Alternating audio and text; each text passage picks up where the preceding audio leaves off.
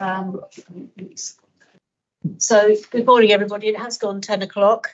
Can I welcome you all to this first meeting of the People and Health Scrutiny Committee of this new term of Dorset Council. I'm Councillor Tony Coombs, and I've got the dubious delight of chairing this motley crew.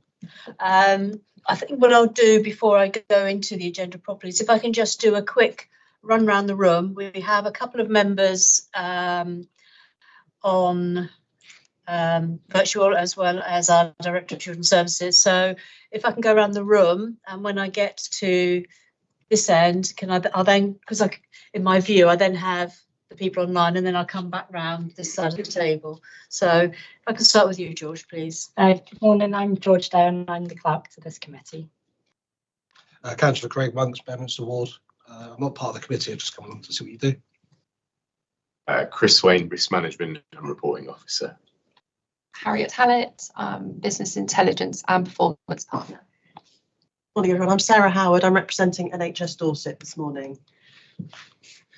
Morning, I'm Andrew Billany, Corporate Director for Housing and Community Safety.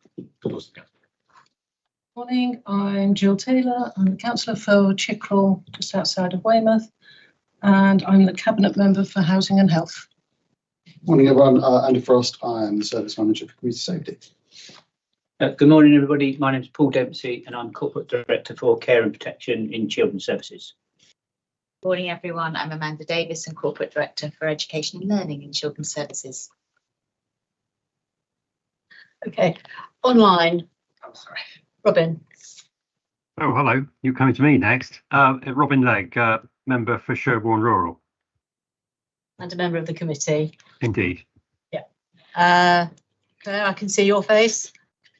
Hi everyone, hi Tony, Councillor Claire Sutton, Robble and Wyke in Weymouth, and Cabinet Member for Children's Services, Education and Skills. I can also see Councillor Shane Bartlett. Morning, Madam Chairman. Yeah, Councillor Shane Bartlett, Ward Member for Wimbleminster and Cabinet Member for Planning and Emergency Planning.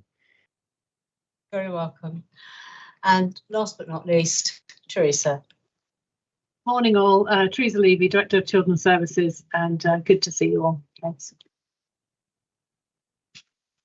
Okay, there's a couple more officers that I can see on the list. Would you like to introduce yourselves, please?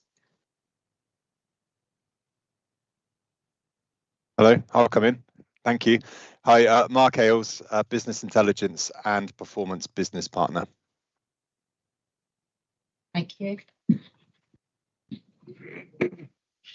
And Tony, can you introduce yourself as well, please? Hi there, Tony McDougall. I'm the Communications Business Partner for Adults and Housing. Fantastic, thank you. I'll come back around the room now. Councillor Sally Holland for Chethel Ward, and I'm a member of this committee. Councillor Bridget Bolwell from Bridport Ward and a member of the committee. Councillor Carl Wood, Gillingham Ward, also a member of the committee. Councillor Laura Beddoe, West Purbeck Ward, also a member. Good morning, Councillor Chris Kippax, Yetminster Ward. I am a member of this committee. Just your time, Rachel. Good morning. Rachel Partridge, Deputy Director of Public Health Course.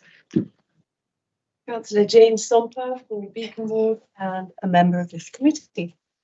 Councillor Louis O'Leary, member for Little Warren Preston in Weymouth and vice chair of this committee.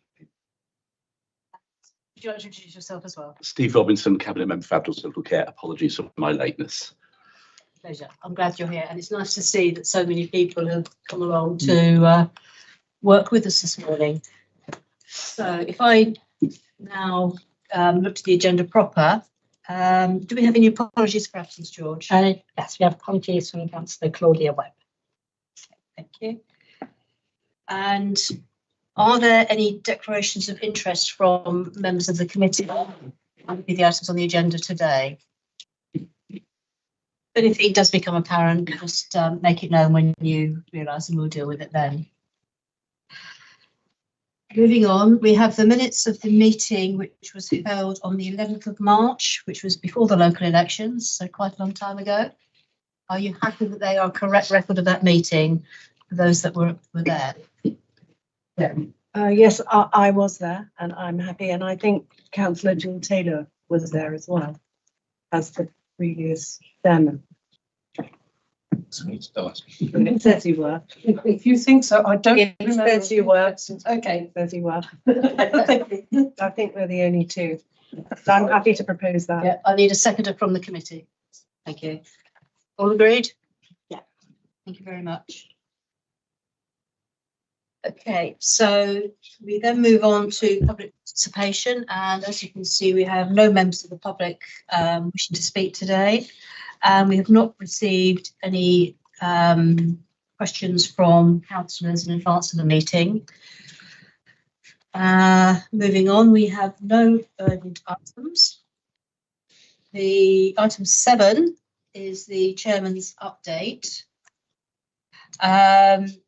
You will recall that since the local elections, this is our first meeting, but we have had some annual reports come across our bow for review, and we did that via email and sent the responses.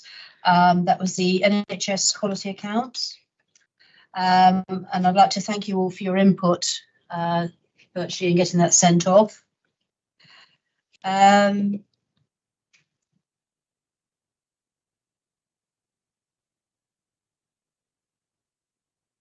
One of the issues that came up from dealing with the quality accounts was that they just sort of came at random in between meetings.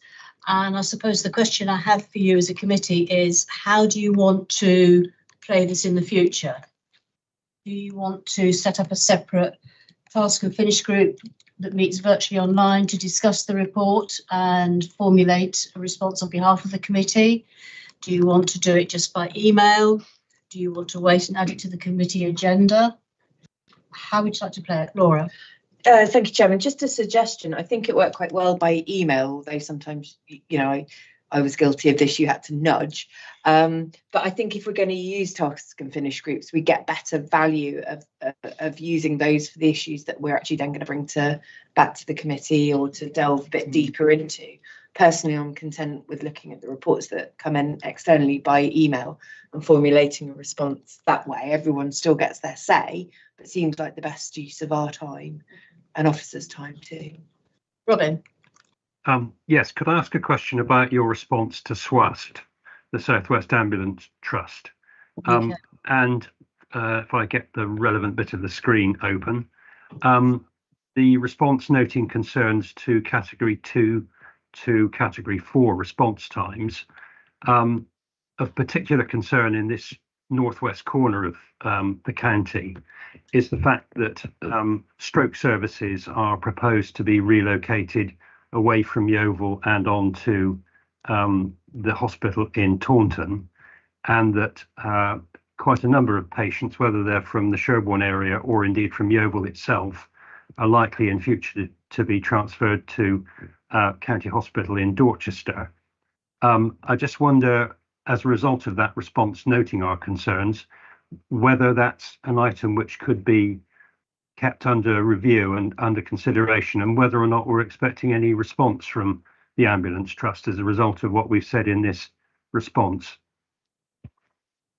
I understand that it was a general consultation that went out to a load of stakeholders across the board, and that they were just then using those to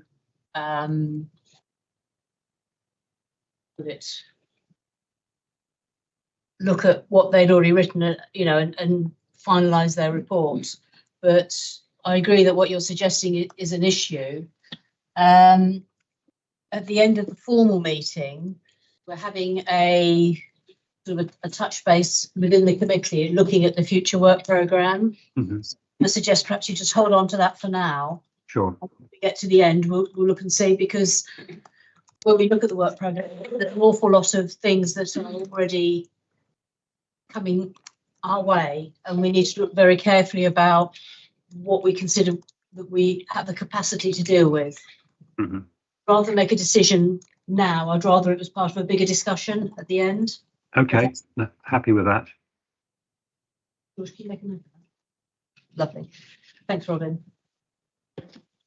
Any other comments from the committee about the annual reports that come across us? Are you happy to go with Laura's suggestion that we continue with email and save the task and finish for meatier subjects? Okay, then that's what we'll do. Yes, Chairman. Okay, and if you don't respond, I will nudge. Okay, that's the only other thing I had on my possible points to raise with you was the cost of living reports. You know that this has been quite a hot topic, and that Place Scrutiny has had the original, Place Overview has had the original look at it since the full council decision, and I've asked that future monitoring reports come to this committee, and I've been given the indication that that's what's going to happen, and we will get our first one at the November meeting. Okay. So that's dealing with most of the housekeeping stuff. So we'll move on to our substantive item on this morning's agenda, and that's the Community Safety Annual Scrutiny Report. And I'd like to welcome Andy Frost, who's the Service Manager for Community Safety. Thank you, Over to you, Andy. Thank you. I think Councillor Taylor might just do a brief introduction. Thank you very much, Andy, and thank you very much, Chair. I just want to do a really brief introduction to this because you've all got the papers in front of you.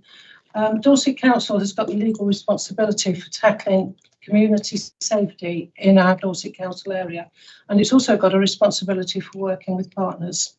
Our partnership work is really well established, as you will see throughout this report.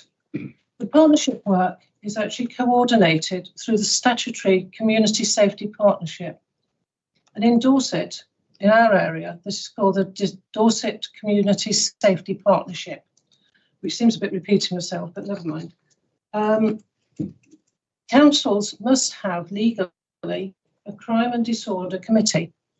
We don't have one on this council, but what we do instead is use our scrutiny facilities of the council and also our overview committees to do this work on community safety for us.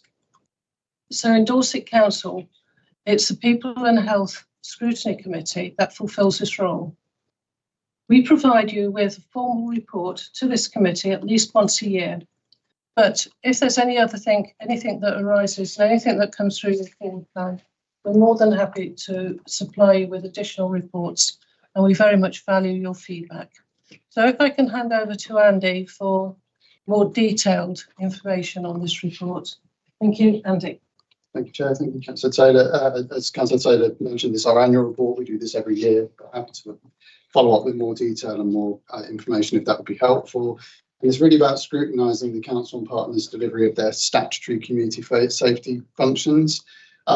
If members do have particular community safety issues or ward issues they'd like to discuss, really happy to talk about that outside the meeting and pick those up. So this is about a strategic overview, and the way that we've structured the report is around 4 key strategies that's produced by partners: the community safety plan, reducing reoffending strategy, domestic abuse strategy, and serious violence strategy. And they are shared plans and strategies. This isn't just a Dorset Council thing. They are owned, delivered by all partners, police, probation, and so on. I'll just briefly, Chair, run through each of the plans. I know everyone's had the chance to see them, but the community safety plan is a 3-year plan that's refreshed annually.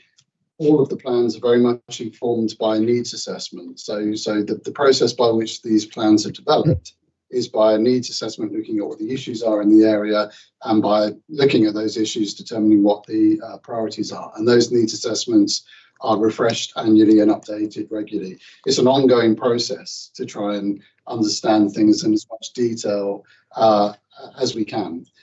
The community safety plan, it sets out partners' priorities and how they'll be tackled in broad terms. And as I'm sure members will appreciate, we've been working on some of these issues for many years. So councils became legally responsible for tackling community safety almost 25 years ago. So this is not a new area of business for councils, and things like domestic abuse sexual offences and so on, they've been things that we've been working on and made progress against for some time. And you'll see that some of the work that we've done has almost now become mainstreamed in its core business, and that's set out in the report. But there's always new activity as well, and we've also listed that in the report as well. Moving on to the reducing reoffending strategy, it's another statutory requirement on community safety partnerships, so another partnership document. The strategy that you've got in your pack, it sets out partners' vision for reducing reoffending. Importantly, the reasons for why people reoffend and some of those drivers for offending, and the services that are in place to tackle it. And as with many of our plans and strategies, or all actually, the strategic objectives include early intervention, targeted support, prevention. You know, it's not just about servicing a problem, it's about trying to prevent things from happening in the first place. And the reducing reoffending strategy, in the delivery of that, and in actually the ownership of that document, we work very closely with the Dorset Criminal Justice Board, which brings together partners from the criminal justice system. The domestic abuse strategy, this is actually a new requirement under the Domestic Abuse Act 2021. And there is a slight anomaly here with legislation. So community safety legislation goes back 25 years. The requirement to have an overarching community safety plan there that's based on local needs and addressing those local needs has been in place since 1998. More recently, there's been two new requirements come in, one around tackling domestic abuse and one around tackling serious violence. But what we've done in Dorset, to the credit of all partners really, is rather than create separate systems to deal with those, we've integrated that with our current systems. So we don't have separate domestic abuse local partnership board or a separate board looking at serious violence. We've incorporated that into the functions of our community safety partnership.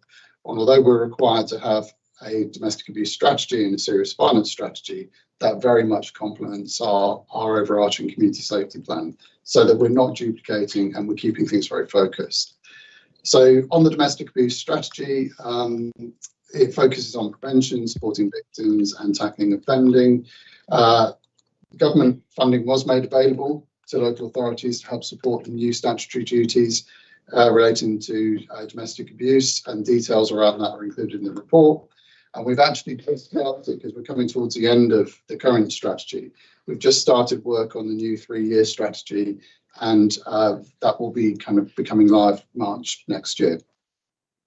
Finally, then on the serious violence strategy, again, new requirement under the Police Crime Sentencing and Courts Act 2022, but very much knitted into our overall approach, so it's not separate, informed by a needs assessment.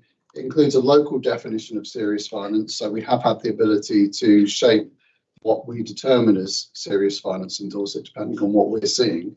So there will be differences in different areas, and we've been able to reflect our local issues around serious violence. It provides context around serious violence, and it sets out partners' approach to tackling the issues. Again, funding has been made available for that. Slightly unusually, that funding has been made available through police and crime commissioners who aren't a statutory partner on this, but obviously are a key partner in our work. So we work very closely with the PCC around the serious violence work and around the funding. I'll leave it there, Chair, to provide time for discussion. Thank you very much, Andy. And that was very much a fly through at top level. And certainly when I looked at this report, when the agenda came out, that it doesn't look as though there's much, but as soon as you start to drill down, there's an awful lot of information. And I think that's something that the committee was sort of looking at before the meeting. You know, we could be here all day, every day, if we tried to drill it down to everything. There is so much that we could look at. Absolutely. I'm not seeing any indication anyone wants to speak. Laura. Thank you, Chair. Thank you, Andy. And this is probably a slightly cheeky question because I missed the first CSP, which I'm going to be sitting on as a member of the Fire and Rescue Board, not as a member of Dorset Council. But I just wanted to ask quite a specific question in the domestic abuse strategy area. Hang on, where am I? Given the sort of strong partnership working, and there is an around the current offer and the integrated domestic abuse service. It's been in the news, and I'm not close to the detail about BCP Council's decision to close their refuge and move to a different method of delivery. What I'm not sort of clear on is that how that, if at all, impacts Dorset, because it is partnership working, and whether we will need to strengthen our offer of actual accommodation, or whether that's being more integrated back into the services. You know, because I know that there was concern from some of the survivors, some of the people who had experienced domestic abuse, that they really needed that kind of peer support in one place rather than being offered accommodation out and about in the community. They felt that given their experiences, what they'd been through, that peer offer, although you almost can't put a finger on it, it's almost intangible. But that was a really key bit of their sort of recovery and surviving. So is that something that's going to impact the wider piece? Thank you, Chair. No, not in terms of the Dorset picture. Okay. So we commission, although we work very closely with BCP around principles of how services should be delivered, though we have separate services and separate contractual arrangements. So in the Dorset area, we currently provide an integrated domestic abuse service. Within that, there is safe accommodation, and that remains. And we feel that level of safe accommodation is appropriate for what we're seeing in terms of service demand. So that works well. But we also have community outreach. We also have 24-hour helpline. We also have various other initiatives that we use as well. So it's very much a balanced approach. And the reason for that is because everyone has different needs and different ways of wanting to be engaged. Part of the feedback that we get from victims is that they don't necessarily want to go into emergency safe accommodation unless that's, you know, almost a last resort. If you imagine the kind of upheaval and disruption, particularly if there's children involved. But obviously we need to have that there if that need is required. So we have that. I mean, the other thing I would mention is that the way that emergency safe accommodation generally works is this kind of national picture. So most of the people, or the majority of people that will be using accommodation in our area will come from out of area and vice versa. So one of the elements of safety around this area is moving away from your immediate kind of locality into another. So yes, the decisions taken by BCP are obviously the ones that they've come up with in terms of their local picture. Doesn't impact us in Dorset. Our services are very much kind of in place, and we have that range of provision which includes safe accommodation. Thank you. Louis wants to ask also questions on this topic. Robin, I can see you've got your hand up. Do you want to speak on this topic, or is it something else? Because it's something else. It's okay. Reoffending. Okay, so once we've dealt with this topic, then I will come to you first. Okay. Thank you. Thank you, Chairman. On a point of clarity around overall responsibility, you mentioned the Police and Crime Commissioner. Mm-hmm. So we have a statutory responsibility for community safety within the county of Dorset. I assume that Mr. Sidwick has the same responsibility. Who, though, is truly the actual overall has the overall responsibility for crime and law and order within the county, the Dorset Council area? It's an interesting question, Chair, and not an obvious one, I think. So obviously you have the police service who are responsible for delivery of tackling crime and community safety. They are their kind of priorities and their strategy is dictated by the Police and Crime Commissioner, who also gives the budget. So the Police and Crime Commissioner is responsible for the police service, essentially, and making sure that delivers against the priorities that they set. Separately, the Crime and Disorder Act made it a statutory responsibility for councils, probation, health, fire and rescue authority to be responsible jointly, and the police, for community safety in their area. The Police and Crime Commissioner was not made a statutory partner on that partnership arrangement. So there's a slight anomaly there that there is a kind of Police and Crime Commissioner function that's responsible for policing, but they aren't a statutory partner under legislation on our community safety partnership arrangements. That said, we work very closely together. So in terms of ultimate accountability, there are statutory legal responsibilities on community safety partnerships. For example, to have a community safety plan and deliver against it, and a reducing reoffending strategy to deliver against it, and we are held to account for that. But if it's about individual crimes or individual operational things, that will be down to each individual agency and their own governance arrangements. That's probably the best way I can describe it. Yeah, because obviously the Police and Crime Commissioner has a police and crime plan, which I think is 5 years. It might be longer. Obviously, then we have a plan. Are the two looked at together when they're formulated? Because there's no point having two plans that, I always think if you're trying to get a cow to market and someone's pulling it east and someone's pulling it west, you're never going to get it there. So are the two looked at as one when they are formulated? And obviously the Police and Crime Commissioner is a political position, so obviously that can change, and he has his own priorities and plans, and ours is slightly separate. But are the two looked at together when they are sort of formulated? Yes, they are, and it's actually built into legislation that we must both consider each other's priorities in the formulation of our plans. So when we've worked up our community safety plan, one of the things that we did is cross-reference it against the Police and Crime Commissioner's plan, and actually there's a lot of similarity, as you would expect, because we're trying to tackle the same things. But we deliberately build that. We have to do that legally, but we are very proactive about doing that. And as I say, we also have the Police and Crime Commissioners welcome to attend our community safety partnership meetings, and their office attends every meetings as well. So we keep that strong link. But it just makes sense that everyone needs to be going in the same direction on these issues. Follow up, please, Chair. Yeah, because I need to speak to two more. If something within the Police and Crime Commissioner's police and crime plan was in a different, was a slightly different opinion to our plan, say if you wanted to get a slightly tougher line on something or approach an issue in a different way, who has precedent for whose sort of direction or whose approach would take priority or precedence on dealing with an issue?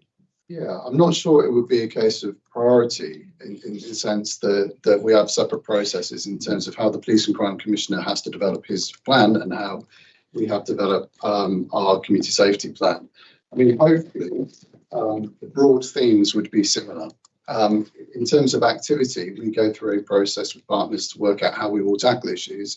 The Police and Crime Commissioner will determine how best they feel they deliver that plan. But there wouldn't be any precedent over any of those.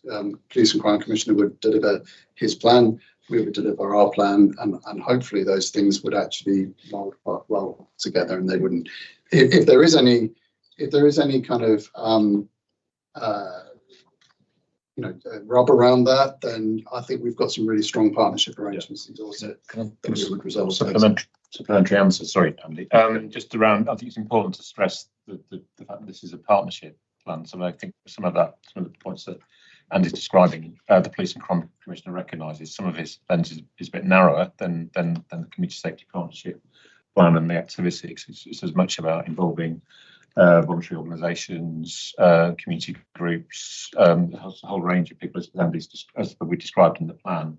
So it's having that constant conversation with the Police and Crime Commissioner about how that fits, and by and large it works quite well to make sure we've all got that genuine partnership work. So we're bringing together all of the component parts of what's required for keeping communities safe, because it isn't just about crime and disorder and police, important as that is.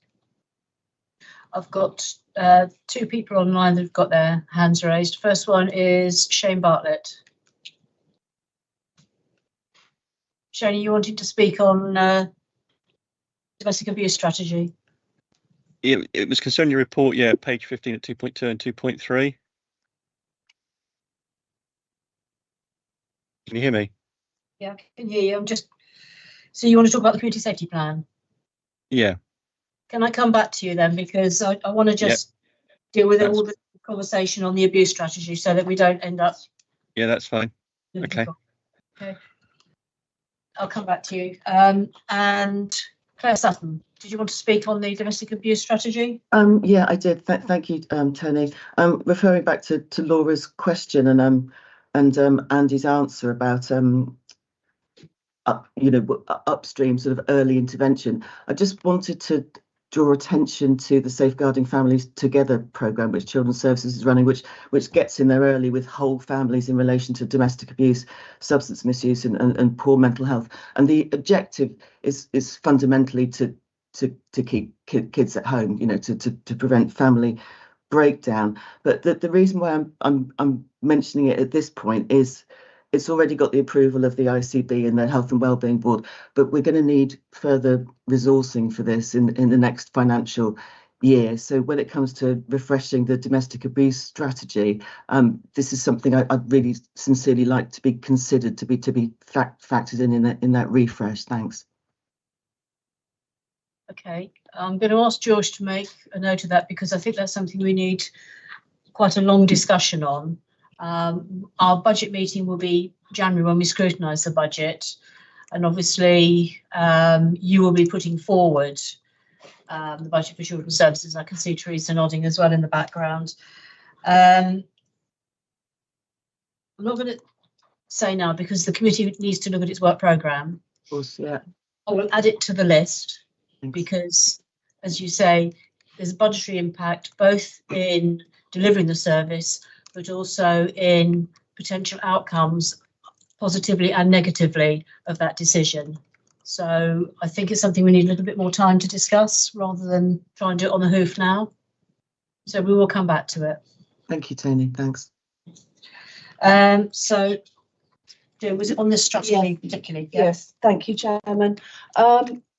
Reading through the report and the strategy in particular, there's some headlines from the community and those who access the service, one in particular around challenges that remain for people with complex needs. Now, I understand obviously a lot of work has gone on in children's services addressing this, and Claire referred to some of that work.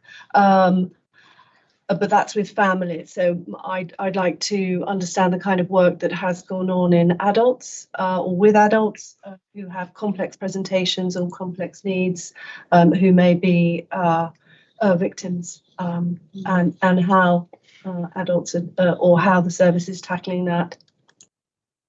Yes, thank you, Chair. I mean, I think it would be very rare for someone to present with just one issue around this agenda. So we encourage our services and the services we commission. I should say that the council commissions an integrated domestic abuse service that provides those whole range of things I said earlier on.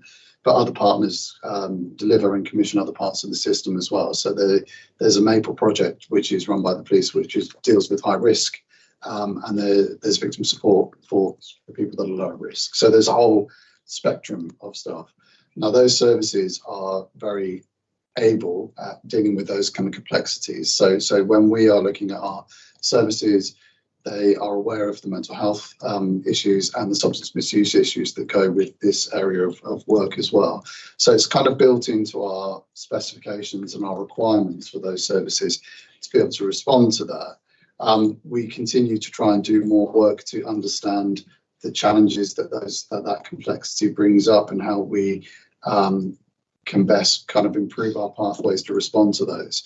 So more recently, we've been doing more detailed analysis work to understand issues around domestic abuse, and the complexity is obviously it can be around those things I've mentioned around substance misuse or mental health, but rurality can also be a complexity as well. So we know that people in rural areas do not report domestic abuse as much as we would expect. So there's a whole range of things, and I guess the answer to the question is we don't stop looking at those issues. It's a constant process to try and refine our understanding and then shape our services and interventions to kind of tackle those things. But there will be some specific things, and I'm happy to kind of follow those up with you outside of the meeting, just so you've got a better understanding of the things we're doing. Thank you. Yes, thank you. I'd like that. Yeah. Yeah, may I add to that? So I thank you, Councillor Sompar. It's clearly an area of real importance, and I just wanted to reassure the committee that in operational adult social care, we're constantly looking at ways of improving our connection with the community safety partnership around these areas. Our safeguarding lead, Karen Maher, has particularly agreed alongside myself to step into the Community Safety Partnership Board in a much more proactive way. We're interested particularly in making sure that the profile of ageing people who are the victims of domestic abuse, that we really understand the impact throughout life of domestic abuse on people. And again, like Andy, we'd be more than happy to have conversations with you about that interface and how we're working on it. Yeah. I could just mention a couple of things. One of the, I mentioned about the rurality, and one of the projects that we have in Dorset that we support is the Dragonfly project, which is about isolated communities and engaged community volunteers, so that to help encourage and support reporting within those kind of rural areas. The other thing that we do in Dorset, which is quite unique, is for high risk cases. The traditional model is a MARAC, which is like a risk assessment conference, and that model generally meets monthly. In Dorset, partners have come together and decided that that's too long to wait for a case. So we have our own approach, which is a high risk domestic abuse project, which basically brings together 4 days a week, partners together 4 days a week to talk about those high risk cases. And adult safeguarding sit on that, along with children and others, just to make sure we're covering off all those angles in terms of the different facets of what might be going on in terms of a particular case. Thank you very much. Thank you, Jim. Yes, a clearly complex and an in-depth area that is little known about, actually. Thank you, Chris. Thank you, Chair. I'm interested in this because it's not something I'd actually, considered in its own right before. So, I mean, is it possible to quantify the extent of the emerging problem, but obviously a trending set of circumstances and problems that you're having to tackle?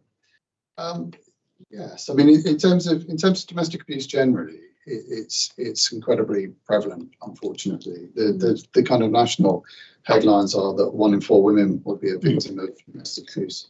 So Maybe I haven't expressed myself. I just mean the rurality and the complexity of issues that we find in Dorset that you've started to refer to. Yeah, absolutely. Not the general. No, that's fine. So in terms of the rurality, we've done some work recently to examine reporting, and we've compared urban areas to rural areas, and we've noticed fewer reporting or lower proportion of reporting from rural areas. And I'm happy to follow. I haven't got that data in front of me, but happy to follow that up with you outside of the meeting. We don't yet have a full understanding of why that is, but if I was to speculate, it's harder to access services just in terms of transportation and so on, and we need to look at that in a bit more detail in terms of getting the understanding of it. But it'd be really helpful if you'd like to follow that up, and we can talk about that in terms of a bit more information. Thank you. I want to move on because I've got lots of people waiting to speak, but perhaps what I can suggest is that if people do want more information, speak to Andy outside of this meeting, and maybe when we have future chats about the work programme, if you feel that there's a real issue that you started to tease out as members, bring it to us, and then we'll look and see where we can take it from there.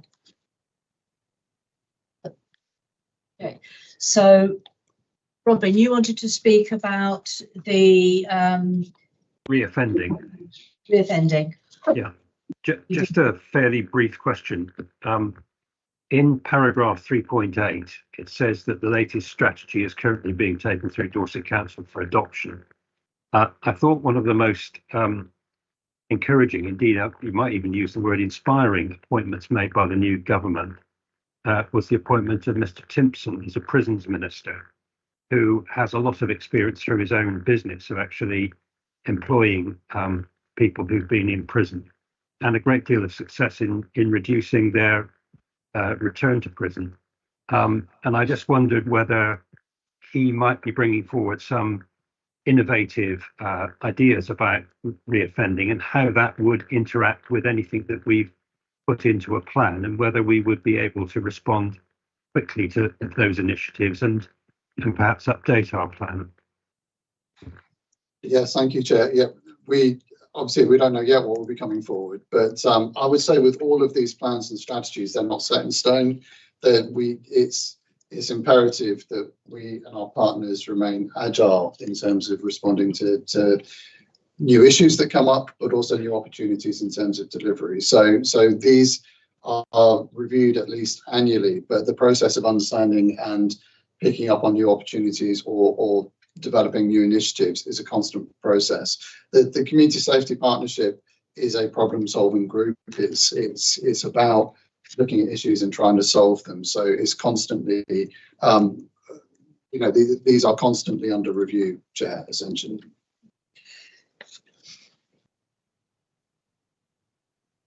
It's a different subject. While we're on this subject, one of the things that interested me was we talk about reducing reoffending, but obviously there are going to be different issues in different communities. And I was wondering, what are the causation factors in Dorset? What is it that are our niggle problems that would make a difference? I think, Chair, the strategy lists a whole range of things, as you know, and they can be kind of applied across the board. But there are a number of causation factors around offending, which include accommodation, education, training and support, finance, relationships, health, drugs and alcohol, all of those things. And all of those will apply in Dorset as much as they will anywhere else. Accommodation is a struggle in Dorset generally. I don't think that's a new thing for people to be aware of. But certainly all those factors that are listed are relevant to the Dorset situation. And those are all the things that partners are looking to respond to by working with those kind of offenders. But no, it would be hard to pick any one of those out as individual kind of specific issues for the Dorset context.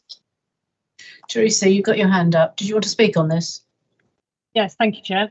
Just really wanted to give from a perspective of children and young people, and clearly what we're not wanting to do is to be in any way having our children as part of the pipeline of those adults who go on to commit offences.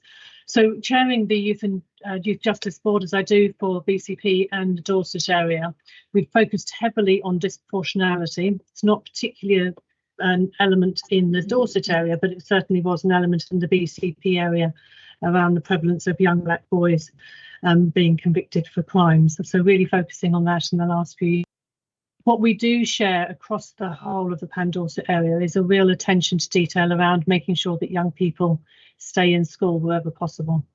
We know that the biggest route into not being to becoming part of the criminal justice system is for children to be out of school. So you'll know that our Education Director Amanda and her colleagues have been focusing heavily on avoiding permanent exclusions and suspensions wherever possible.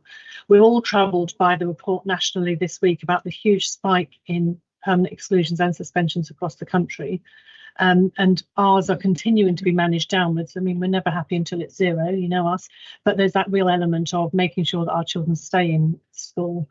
However, many of the young people that do end up as a first-time entrant into the juvenile justice system have got a special educational need of some form, often unidentified initially.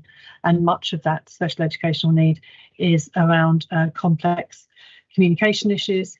And so the work, again, we've done with our speech and language colleagues in health, and Sarah may want to say more on that, has been really important to have a different, quicker approach to speech and language being responded to. So we remain low in the Dorset area for first-time entrants. That's good. We remain reasonably managed around the most concerning issues around knife crime. But it's really important, I think, that today, of all days, we acknowledge those huge challenges that Southport are experiencing around the deaths of those little girls, and that complexity of that being a young person, a 17-year-old, who has committed those crimes. It focuses our mind, that is already very focused on the fact that all of these young people are young people of concern for us. So we continue to really think about that together with our young people. We know that the use of knives in crimes is hugely damaging, and lots of work going on in that juvenile justice space and with the Police and Crime Commissioner. You want to? Not specifically. It was a it was really the reference to speech and language therapy, which we're commissioning jointly across our local authority partners and health. So I thought I'll give you the opportunity. Lou, you wanted to come in on Yes, resources in helping those who have been released from prison in regards to reoffending are obviously stretched, as all resources are. We've been dealing with a steady stream of people being released from prison. Do you anticipate the proposal and planned release of tens of thousands of criminals, convicted criminals, will have an effect on those resources? Obviously, we don't know the geographics where those people will end up, but do you anticipate that having an effect on our services? Can I pick that one up? I'll pick that up because I'm involved at the moment in a meeting, cross-agency meeting with Mark Callahan from the police, convened with probation, court service and local authorities, both us and Bournemouth, Christchurch and Poole. And in terms of planning for the early release and the increase in people being released from prison, just to allay some concerns about numbers at the moment, yet to be pinned down completely. Numbers we're looking at significantly less than suggested in, you're saying tens of thousands, probably around 11 or 12 people in the first tranche, and then another 11 or 12 to 20 tops in October. So release dates in September and October, we're planning for that increase release from prison. So we'll be sharing detail around that as we develop it, but there is an early plan to get systems in place to make sure we're dealing and supporting those releases well, and that includes, for example, giving people correct housing advice, giving people support into the community as we normally do. Probation, understandably, are leading on a lot of that. There is something else to allay concerns as well, given a lot of people who are released from prison in Dorset don't live in Dorset, so there will be some of that support will be around that their route back to where they come from, the home. So long way of saying the numbers we feel are manageable at this stage. And can I just say one more thing? Sorry, Chair. Is it's not high risk that we're assured that the people who've been given early release are generally not high risk cases. So people, we don't expect that to create a risk for the community. Can I ask a supplementary on that?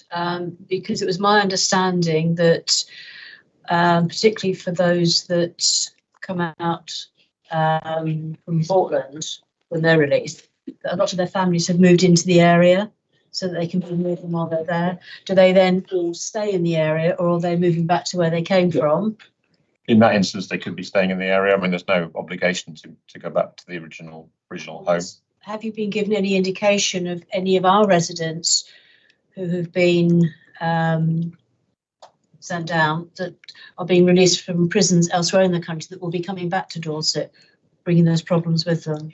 That's being worked through now. Let's say there's a project set up that the police and probation are coordinating. So we'll get those numbers as we work through. Two critical dates for us is middle of September and middle of October. That's what we're working to. So we'll have a very accurate position on numbers then, including people returning here from other parts of the country. It'd be interesting to have an update at the November meeting, because we're looking at the cost of living crisis, and I think that would dovetail quite nicely with it. That would be good timing.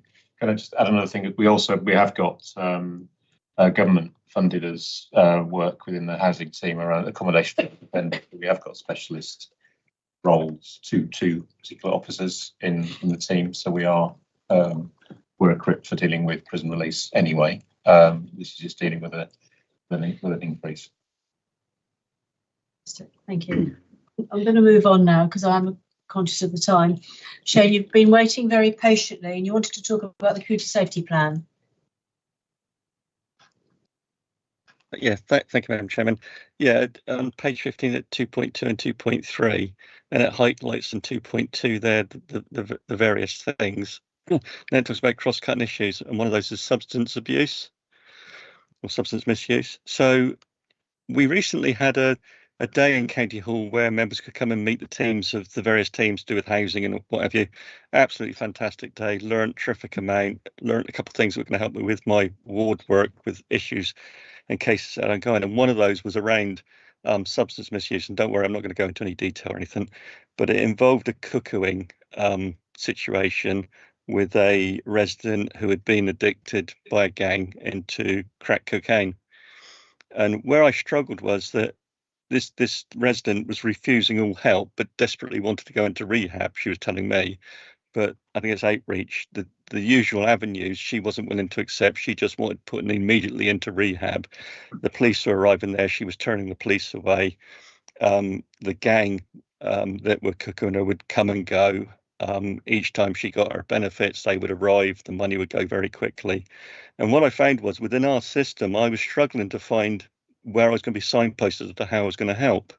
And when I come in and had that day with the officers and what have you, it struck me that there was a difficulty there as well. They couldn't really give me what I was looking for, and the advice was I would have to go straight to her GP and report to her GP, because that was the quickest way of her getting into rehab, or getting her into rehab, because she's in such a mental state now that she's not thinking logically and actually can make a logical determination on her own health and well-being, and basically it needs taken out of her hands. And it struck me that there needs to be some member training around this and all these various different aspects of it, how members are signposted to get the right outcomes for the residents when they face these issues within their ward. And I'm not aware that I've really had any significant member training around this, and I'm just wondering going forward whether you as a scrutiny committee think that there should be some member training around this to help members to deal with what's the instances that are coming up in their wards. Yes, Chair. I think that was, I mean, if I see what members' feedback is, but I think it would be very helpful. There's a whole range of services, pathways for those kind of things, and happy to support any kind of work around training and providing information around that. If I could just come back, Chairman, as I say, I went on our Dorset Council website, I clicked on various things, but I couldn't find the signposting that I was looking for, or the right avenue, the right information just didn't appear to be there.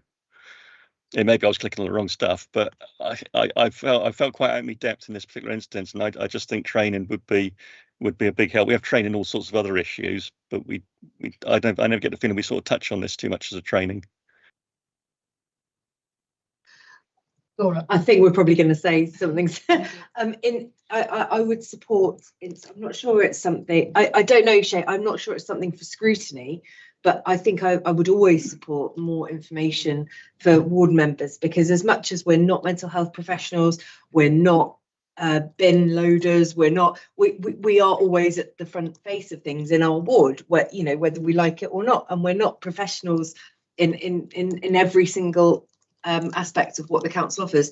In that instance, I would just phone safeguarding, because that's not simply, and I say simply because it never is simple, that's not simply substance misuse. That's somebody being put at harm by another person or group of people. And I've always found when I've called safeguarding, they've said, okay, yes, thank you, we'll scoop that up, or no, that's not safeguarding. What you need to do is X, Y, Z. So I'm not proposing that all members use safeguarding as some sort of switchboard, but when you've got concerns, they are the best place to go. And then you know that you've discharged your safeguarding duty if you are concerned about somebody. So I think maybe that's something that we do. I don't think it's something that we need to do through scrutiny. Yeah. Okay. No, can I come back? Hang on, let me finish, Shane. That Hayley Caves has sent out to all members a briefing on working within your ward. Okay. And I think this would be a suitable inclusion in that training, because it's supposed to be about how to deal with issues in your ward, and that is a perfect example. So if we use that as an introduction into that whole subject area, if members then want to take it further, we can then look at more in-depth training. But there's an awful lot that members have to get their heads around, particularly the newer members. And I think if we include this in part of the ward work training, and I'll leave that with Andy and possibly Jill Taylor to take away. Yeah, thank you, Chair. I mean, there's probably a whole range of things that, in terms of community safety, There'll be safeguarding with adults, public health manage the substance misuse services. So, but leave that with me, and we'll coordinate that. I just did want to take the opportunity, because it's come up, that there's a lot of information on the council's website in a single place on domestic abuse. So if members do want to understand how to help signpost people around that, look on the Dorset Council website on the domestic abuse pages. Thank you. Shane, you're on mute. Yeah, sorry. Yeah, I looked on Dorset Council website pages, and as I said, in this particular instance, it didn't give me really what I wanted. As you know, Madam Chairman, I chaired the other scrutiny committee for 4 years. I know scrutiny. It's not, I'm expecting you as a scrutiny committee to deal with this. What you make is a recommendation to where it needs to go if you think it is a valid request. I think we've got a major turnover of councillors within the chamber, of not a lot of new councillors. I'm probably in some regards viewed now as being quite a seasoned councillor, and in this particular aspect I was faced with dealing with, which was extremely difficult, quite a traumatic ward case. Even I was finding it difficult, and as I said, the route, while on the web page it might say this is what you do, at the coalface often it can be very different. This individual wasn't prepared to accept the help that the web page was saying was the natural course of action. She was refusing the police to come into her house. She was refusing open reach. She was refusing any church. She was refusing all sorts of help that was being extended to her. And the officers were of the view that my only option when I come in that day there, meeting the officers and the members on that day that we had that learning day, which was brilliant. Their advice was that the only option really left open was to go directly to her GP, because that was the quickest rate of getting into rehab, getting away from the gang that was abusing her, and trying to safeguard in the best way. And so it was a completely different sort of type of circumstance. As I say, in scrutiny, it's whether you feel that there is a significant issue there, that you need to make that request to somewhere else within the authority, that there could be a training programme for members dealing with some of these adult safeguarding issues, and those key elements that are within your 2.2 and 2.3 on page 15. As I've said, as a first step, we want to ask Hayley to include it in the member training that's already booked to come up, and then we'll see where it goes from there.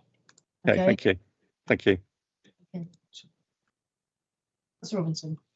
Just to build on that, within adult social care, what we want to do is to take safeguarding away from the image and stereotype that it has of being the bad guy that's always knocking on your door and giving you bad news, to actually something that we're equipping communities to be able to do as well. So part of what we want to be doing in the new cycle is helping not just councillors, because obviously councillors are important, but also town councils and other key people within the community to be able to spot these issues within the safeguarding umbrella, as Laura commented, so that actually the whole community is able to respond, rather than it just having to be focused only through a councillor. I don't think there's any easy answer to what you're trying to achieve, because with all of these issues, it's not just, but I mean, as Shane suggested, you've got a whole issue, not just the mental health issues, the abuse issues, you've got crime issues, housing issues, you know, all of these things are going to be really thorny subjects that are going to be really difficult to unpick. But I'd like to hear more as you develop your strategy, and perhaps, you know, when you've got it embedded a little bit, we can perhaps have a look at it in a few months' time and see how you're doing. Are there any more questions on any part of this report? Anyone? Okay, so we've got the start of some actions coming through. Thank you very much, Andy.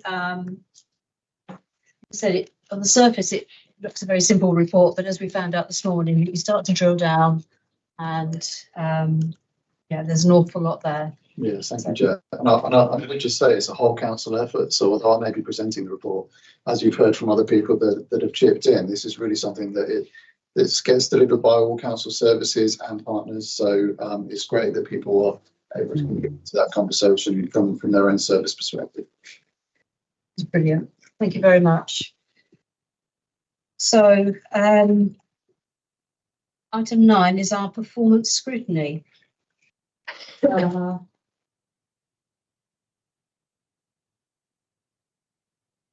Who is Harriet.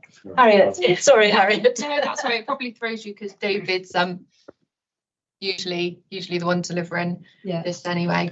So yeah, thank you. Obviously prior to this session, there was a pre-meet and the committee have had the opportunity to look at the data and the dashboard beforehand, identify any points of interest for discussion in today's meeting, some context from key officers provided beforehand. There were 3 points of interest that were raised, which were the number of affordable homes that had been delivered, the number of special educational needs tribunals against the authority, and the percentage of education, health and care plans that were issued within 20 weeks. Like I say, we did get context from the officers, so I hand over to you, Chair, to refer on this point. I was just wondering if we could have the dashboard up on the screen. Absolutely, yeah. Because not every member of the committee was able to attend that briefing. And can I also ask you? Yeah. It's really difficult to see unless you've got it on your own device, even then it's pretty small. Lose sight of some areas. So if there's a particular area you did want to speak to. One of the things I did after the briefing that we had, actually call up all of the red risks that were attributable to our committee, because I thought actually if we're going to really focus on what's in most pressure, it's probably going to be those, and I thought there were about 10. Yeah, so there are 8. Again, due to the functionality of it currently, I can show you those again. For the creating stronger communities first, so 7 sit within that current council plan priority, and then 1 sits within the sustainable development and housing. So these are your 7. Okay, so for those that can't see them on screen, yeah, we've got average school attendance, number of outstanding assessments under the Care Act, number of unallocated children's cases, percentage of 16 and 17-year-olds who are not in education, employment or training, i.e. NEET, percentage of education, health and care plans issued within 20 weeks, rate of permanent exclusions from schools, and safeguarding activity, the number of concerns received during the month. So that gives you sort of a flavour across the board. And the other one was? It is the net number of single households in B&Bs at the end of the month, taking into account households newly placed in B&B and those moving out into alternative accommodation. Okay, so those were sort of the, I was going to say the top 10, but the top 8 of where we were perhaps need to focus on. Some of them we've already picked up as subject areas. This has already been noticed. I just wonder, Teresa, some of those are young people related. Do you want to say anything about those? Yeah, thank you, Chair. Really helpful. So we were just having a kind of a discussion around these indicators. I'll jump straight to the unallocated one because that's probably the one that I'd be thinking, gosh, that's a worry. It's not really a good use of the word unallocated. This is we monitor every day that a case is moving from the front door to allocation. And there was a little blip in May as we changed our structural systems around Mosaic to make sure that all of the new teams around the Pathfinder were in the right place. So this was really just a kind of moment. At any one time, and we have this on a daily dashboard, we might have something like 6 or 7 children who are moving from the front door for a couple of days to get allocated into the locality teams. But we monitor that very, very closely. So there's really no unallocated work in children's services. And it might be more helpful to the board if we take that criteria to be a sort of a 5-day or a 10-day picture, because that would give you the true system message. But this really was just about changes around Pathfinder and getting the right names on Mosaic, and therefore that produced that sort of number. But it is an area that's important for this panel to monitor. Certainly, you know, if you had unallocated cases, you'd be rightly worried. So good to be looking at that. Attendance, better for us in primary than the national. Amanda might want to say more about that. It's secondary for sure. You know, we know this kind of issue nationally, so we've set ourselves stretch targets. We're certainly not doing as well as we want to in some of our secondary schools to get children back to school post this kind of COVID period, and we know that a lot of that is around school anxiety. But more work going on there, more of our targeted youth workers working with our schools in September to make sure that those that have missed years are getting back in.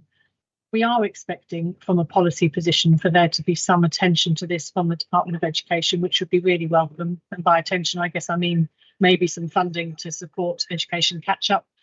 We've already used lots of our Pathfinder money to recruit more targeted youth workers to be able to work with children. It's not simply possible for children who haven't been across the school threshold for many, many months to simply encourage them back in. There's much more obviously intensive work needed with those young people to get them back into the school setting. Amanda, do you want to say anything more on that one or on the NEAT indicator? I think you've covered it, Teresa. Thank you. Mainly on certainly on our attendance strategy, which is kind of lauded nationally. So although it is a watch for us because we do have high aspirations for children, we are seen as a kind of leader in the field to endorse it. So that's helpful. In terms of children not in education, employment and training, there's all sorts of reasons for that, which are similar. So around children's and young people's experiences. Again, we have very aspirational targets. So the reason we're red is because we, have higher targets than other areas. And we have a really robust strategy and a team focusing on this in children's services and across the partnership as well. So a real focus in our Dorset Education Board on skills and post-16 kind of offer for our children and people, working with a really broad partnership. And it's a really key area of focus, as indeed it is nationally as well. So a better offer for young people, including our own children, our care leavers and so on, having a really, really good offer and a good education offer, but also really seeing themselves as being able to be employed meaningfully in our county, working with our own people and in Dorset Council and with our colleagues in the NHS to provide more opportunities in apprenticeships. So lots going on in that, and happy to cover the detail with anyone who would like to. Chris. Thank you. Can I just pick up on it's a technical point, I think, but you said there are higher standards set than what I've assumed was a sort of national set of indicators, but they're not. To take your point, I mean, that's why we're in red, not because we've not met a national standard, it's because you've set another 5% or something on the. We set our own targets and our performance, and we set them high. We're very aspirational for our young people. Right. So we do. You'll have seen in some of the SEND data, we compare ourselves to statistical neighbours. So like local authorities who are similar demographically to us, as well as other sort of neighbours, regional neighbours and so on. So we constantly set benchmarks against other areas and say, where should we be? But we are always aspirational for our children. Andrew wanted to come in on this point. It's just, yeah, thank you. Just to rewind the line around single people in bed and breakfast, just that if the committee are happy to do so, I'd suggest broadening that to all people in bed and breakfast, particularly because we've done a lot of, I'm partly saying this to celebrate success at the moment. We've done well in getting families in bed and breakfast. Families in bed and breakfast for longer than 6 weeks down to 0. And there's no happy to celebrate that. No one. Whereas like some parts of the country have hundreds of families in bed and breakfast for that longer. Some thousands actually in London. So good joint work with children's services colleagues in housing to get that down to 0. So I'm partly celebrating it, but I'm partly seeing it as something it'd be healthy from my point of view to have that scrutinised alongside singles. Because it's not good news for any child to be in bed and breakfast at all. But if we do need emergency accommodation, we need to move them out quickly as possible. And the other thing to open up, if you're interested in scrutinising, is care leavers in bed and breakfast as well. If Teresa and colleagues are happy to include that and open that up to scrutiny. Because again, that's at the moment there's none in bed and breakfast. and that's been good joint work to get that to that level. If you're happy. Is it on this point? It was on the performance. I was going to. Can I just find out, Carl? What is it that you wanted to ask I about? just wanted to ask about the aspirational targets, really, because obviously it's good to have aspirational high, standards and things like that, but without a timescale, it seems a bit unrealistic to just set high numbers. So, is there a timescale set to these targets at all, or is it just one day we might get there for that? We adjust our targets, as I say, with comparison to others, and say where should we reasonably be? What's a reasonable target? But we always keep ourselves steady with the question: who do you not perform for? So we continue to be aspirational but realistic, and continue to press forward for children. So yeah, we might adjust a target if we think, well, given the conditions or context, it's going to be really difficult to achieve that. But we will always push ourselves because we think our children deserve that.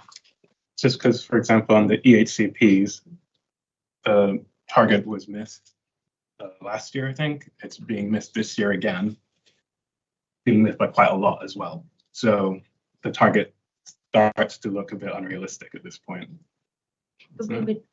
I totally accept that, but I think we would always push ourselves, as I say, further. We are above national with the HCPs, and we had that dip as I absolutely expected the question around the data when we had a real dip.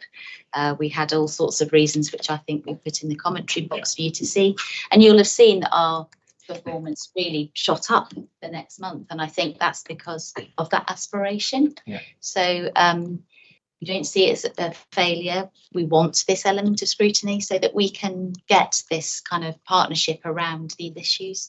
I would never want to fail any child, so I will continue to be aspirational. Thank you. Julie, I'm going to just let this flow and then I'll come back to you. Teresa, you wanted to speak. Yeah, thank you. And Amanda's covered that really incredibly well. But there's something about, we have set us, when I first came to Dorset, we were comparing ourselves to the region a lot. And unfortunately, our region is a very troubled region. So we were giving ourselves some false reassurance. So since that time, we've taken the principle of saying, let's compare ourselves to good and outstanding authorities. And that's the kind of stretch element. So it's not a kind of randomisation. It was really about those issues. And that does go up and down. As you say, the EHCP compilation and completion is part of that, and we can what matters most is that we all understand when we take a dip in that, and we understand if that's about availability of educational psychologists or if it's about meaningful delay rather than anything else. So I think that's right. For example, the most recent data release around permanent exclusions for the country has shown a 30% increase in permanent exclusions. Now we've shown the opposite in decrease, but we still are showing up here as a challenge because we genuinely mean that every time a child is permanently excluded, we have a meaningful convo, hopefully beforehand. Our principal agreement with our schools is do not permanently exclude without a conversation, because a managed move, as many of you will understand, is a much better outcome. And so we really continue to try and have those everyday conversations. Some of our schools, you'll hear, will say to you, this is ridiculous. They have this absolute ambition to have no permanent exclusions. We do. That doesn't mean we're not willing to see children leave that school setting and go elsewhere, but we think that should be done through the managed move, through conversation, through planning. And that's not an unreasonable challenge. I think it means a lot of work for our staff, and we're up for that, absolutely, because we know the consequences otherwise are poor. So I think sometimes people see us having these stretch targets and think, oh, that's just unrealistic. It's actually about changing culture, if I'm honest. But you're right, and you know, we need to be able to explain that all the time, because we're comfortable if something's read and debated, as long as there's something about that debated around, you know, understanding where we are. So thank you for the question, really helpful. I'm really glad you said that, because we are coming on to the work plan later on the agenda. However, I have suggested that maybe we use our September meeting to look at the SEND strategy and the education strategy, and I think all of these issues is something that we could tease out more during that. So I thought I'd put you on notice early, because obviously we're at the start of August now, so you've only got 6 weeks. But I know you like a challenge. You know how it's only, and it's a challenge that I'm handing over to my colleagues. But we may just want to talk to you about timing because of the publication of national data and things. But we can have that conversation in the next meeting. That's fine. Thank you. We'll come back to that. Jane. Thank you very much, Chairman. Yes, just a question around the percentage of 16 and 17-year-olds who are not in education, employment and training. Sorry, I don't like using that word that people use. It's not a very nice word. I wonder around the breakdown of that, and I don't expect you to be able to answer this now, but I think it would be helpful and interesting to understand the breakdown of those young people who've gone through alternative provision provider and those who have not. It may be something for further discussion moving forward as a deep dive. So if you're able to provide that to me outside of this, I'd be grateful. Thank you. Or if you want to comment. I will take it up on your offer to discuss outside. I think we could pull that together for you. It's a very complex issue, so as kind of broader kind of deep dive would be helpful, so I can set a wider context. But I'm happy to do that. Thank you very much. Okay, thank you.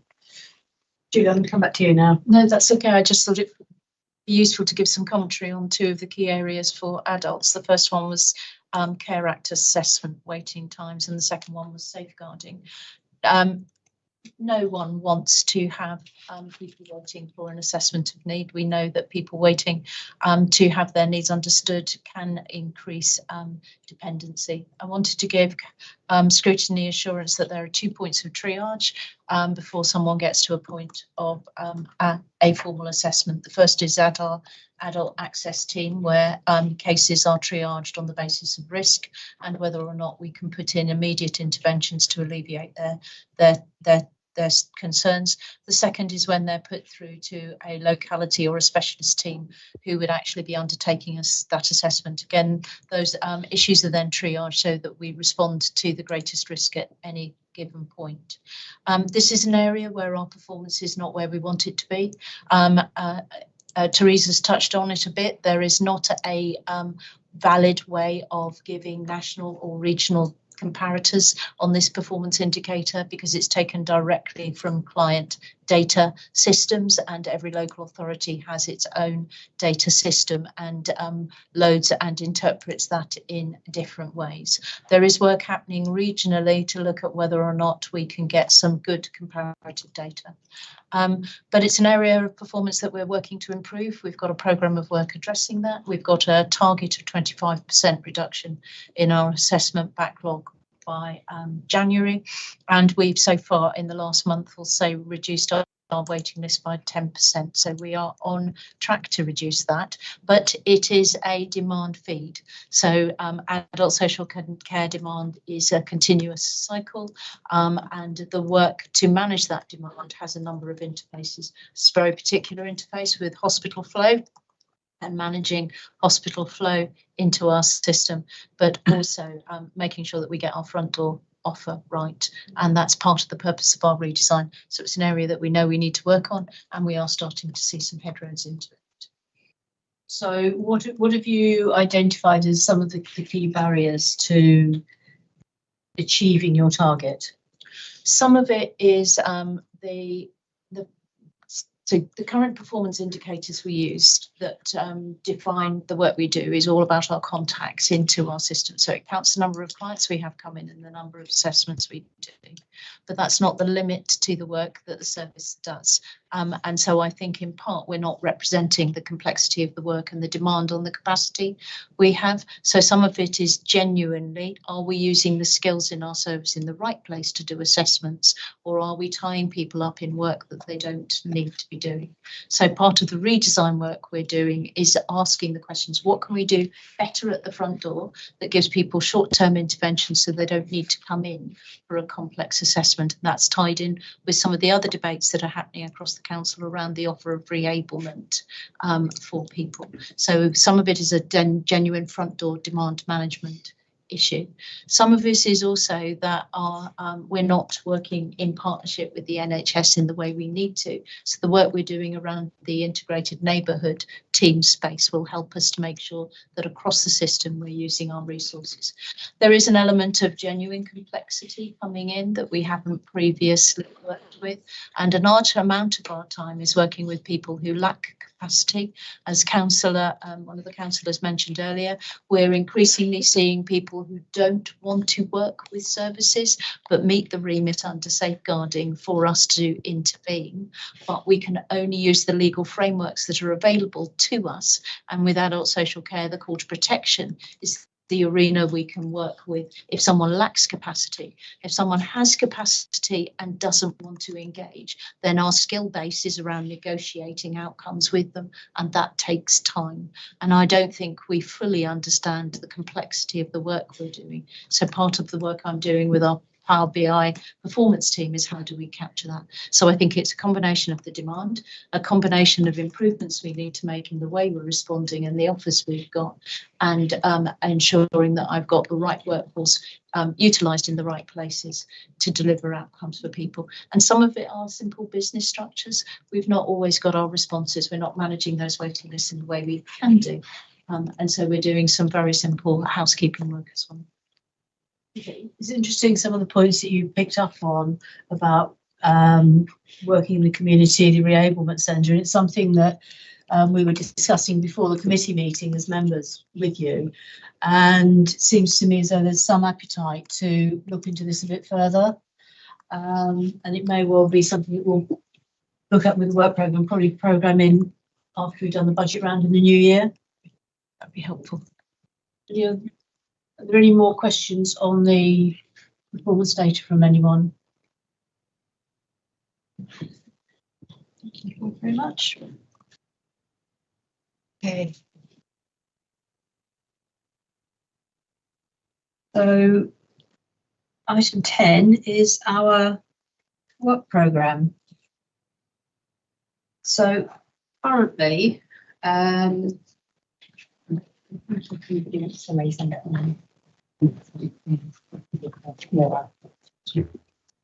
okay, so what I will just briefly go through is what the current work programme says. We have already sort of highlighted that there may be some things we want to move around, and perhaps in our debrief session after this meeting we can go into that in more detail.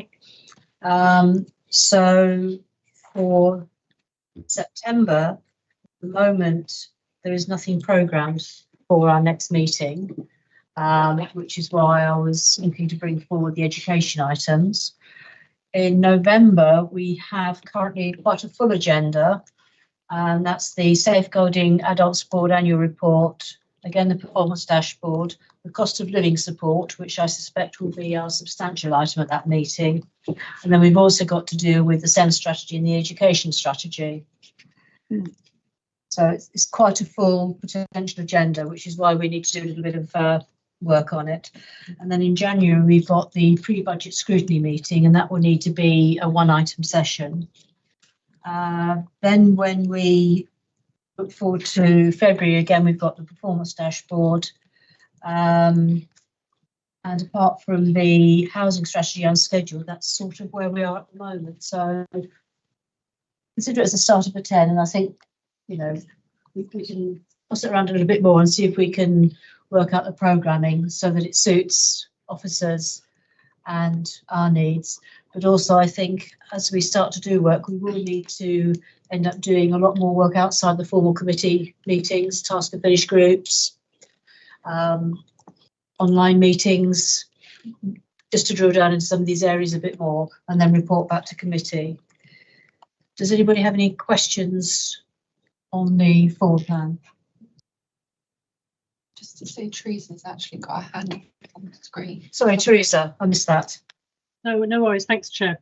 So we have given some real thought to this in Children's Services with Councillor Sutton around what might be helpful for us to suggest to you as kind of things that will be likely needing to have that kind of level of scrutiny. So the team in the room can talk you through what those are. They're absolutely just starters for 10, but we've kind of given some thought to how they might relate to the priorities that are within the strategic alliance, so that you can be really confident that your work is kind of, you know, interleaving with those strategies that we're already using. So I don't know if Amanda or Paul want to take you through some of the thoughts we've got for the coming year agenda items that might be helpful.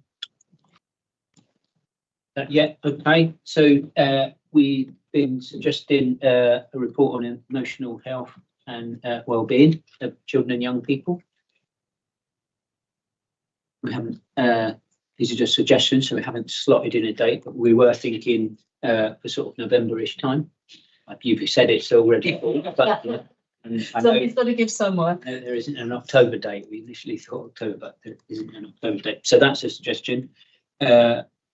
An annual report from the Education Board in relation to education outcomes. So we've got a Dorset Education Board which meets regularly to progress education attainment and outcomes. If I can come in there, Tony, because I heard your ambition to bring that forward, and I think you probably heard Teresa say we don't get ratified data, as in pupil outcomes, until quite late in November, sort of October, November time.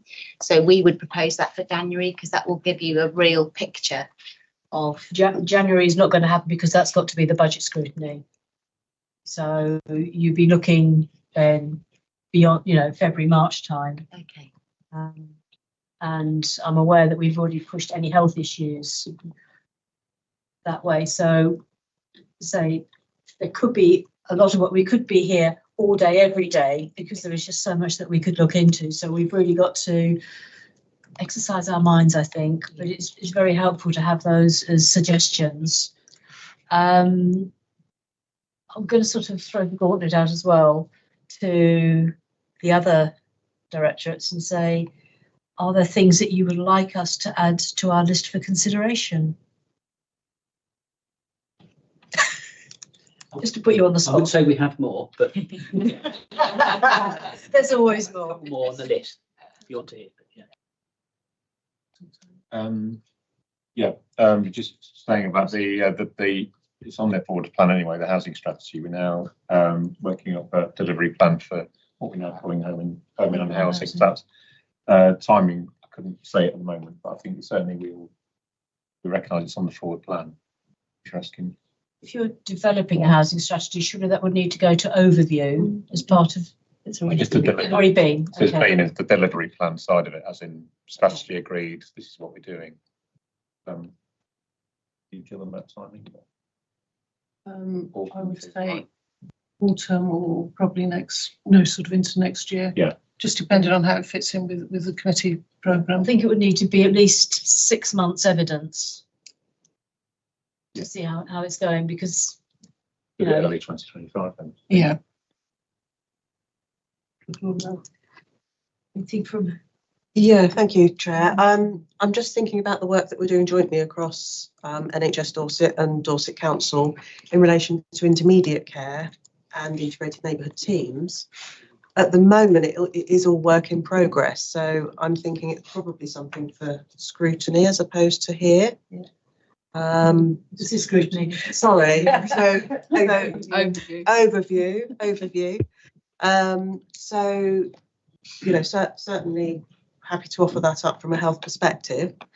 But from this committee's perspective, if it's helpful to kind of have an update on the work that we've been doing in Portland specifically, that has been kind of taking place over the past 12 months, and the approach that we've been taking in terms of community engagement and understanding data and insights and what have you to drive the way that we work, then that is something that you may well be interested in hearing about.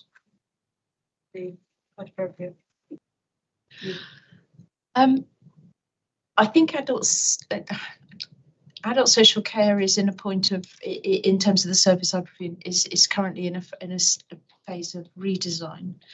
So my view would be that there will be more for scrutiny to look at later in the year because we have not operationally presented anything to overview about that at the moment. The places where we would interface are in those arenas with the work that Sarah's just talked about, and the interface with community safety and some of those wider initiatives. Obviously happy to do some more deep dives if you wish on some of those performance areas that we talked about. But in terms of new pieces of work, as I say, we're partway through a redesign and shaping, and probably we'd have something better to produce later on. Thank you. I would just like to hone in on that proposal for give priority to learning about and understanding and assessing what's going on in Portland, about which I know very little at the moment, but would be very keen. Appreciate we're going to discuss this and how it's prioritised, but I would just support the principle of looking at that as soon as we can. Like a plan. Okay. When you've got a hard copy, reading where you are. Okay, so I think for this public part, I'll leave it there. I think we've got enough there to sort of have a further discussion on. So if I move forward to exempt business, you'll be pleased to know there is none. And that is therefore the end of the formal meeting. So thank you for everyone that's been listening online, and thank you for those that have attended online. We appreciate your input and look forward to seeing you in person. Teresa, can I add already to the other comments that have been made? I wish you all the very best and thank you so much for what you've done for Dorset, and we really will miss you. Thank you, Chair. That's very kind. I've enjoyed working with each and every one of you. Good luck.